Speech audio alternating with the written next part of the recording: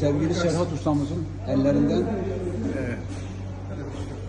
iftar saatine yapmış olduğu muhteşem yemekler ve muhteşem menüler. Serhat usta, bunların ismi ne? Evet, bu hanım eli köfte. Hanım eli köfte. Evet. Gayet güzel duruyor, gayet muhteşem duruyor. Ellerine sağlık sayın usta. Muhteşem duruyor. Kaç çeşit yemek yaptın bugün sayın Serhat usta? Bugün 8-9 çeşit yemek yapıyorum. Ha, fırında bir şeyler var mı? Fırında şu anda tavuklar var, bu kadar. Başka bir şey Görebilir yok. miyiz? Evet, orada köfte var. Evet.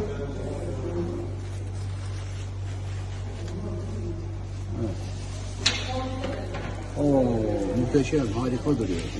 Bu gece buraya gelen misafirler bayağı şanslı o zaman. Şanslı, çok Bayağı şanslı. şanslı. Verdin enerjiyi Serhat usta. Evet, enerjiyi verdik. Verdin Ver enerjiyi abi. Enerjinin markası ne? Negatif mi, pozitif mi? Abi her zaman pozitif abi. Tamam. Teşekkür ederim, ellerine sağlık. Sağ olun. Dünyadaki Afiyet olsun. bütün insanların sana selamı var. Saygılar. Aleykümselam.